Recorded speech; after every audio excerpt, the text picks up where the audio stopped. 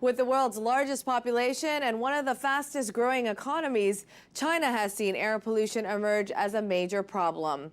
And with environmental conservation at a near standstill, some individuals are taking matters into their own hands. In part 3 of our air pollution series, Heyling Chan meets one Hong Kong man with a green success story. In a nation gripped by economic development, China's business hub Shanghai stands out as a landscape completely transformed in only a decade. But most of those who live in China are far from worried about the environmental impact of the changes they are helping to bring about. The World Wildlife Foundation says the country is using up resources twice as fast as the Asia-Pacific ecosystem can regenerate. China is still a developing country. Its model of economic development is not sustainable, and we are sacrificing the environment for a fast-growing economy. And over the past 40 years, the region has tripled its consumption of natural resources. Now environmental groups say the nation must find more sensible ways of using energy. We only have one planet on which we can consume resources, whether that's water, minerals, the air. So, and how we share that out against the billions that we have and the increasing population that we will have over the next 20 years is going to be a critical question.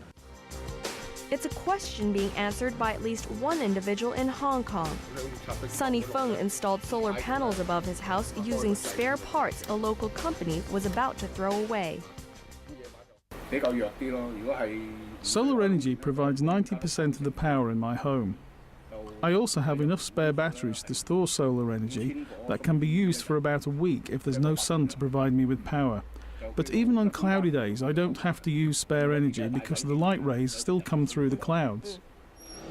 It's a commitment that also applies when he travels, using one of his solar bikes.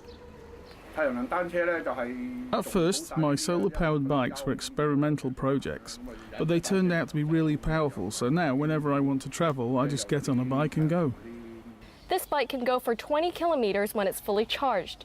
Sunny says it's one of the cleanest forms of transportation around, and it's also easy to use because you don't even have to know how to cycle. Hong Kong authorities aren't completely oblivious to the environmental crisis. One government building uses solar energy for 3 to 4% of its total power. Officials say the system helps with managing the city's declining air quality.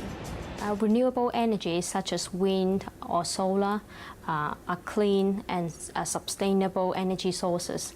By using wind power or solar power, less fossil fuels is consumed, hence reducing the greenhouse gas emission and other pollutants as a result from combustion of fossil fuels in the electric power plant.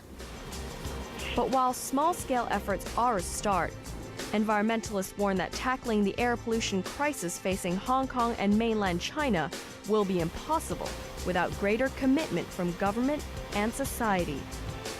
Heyling Chan, Star News Asia.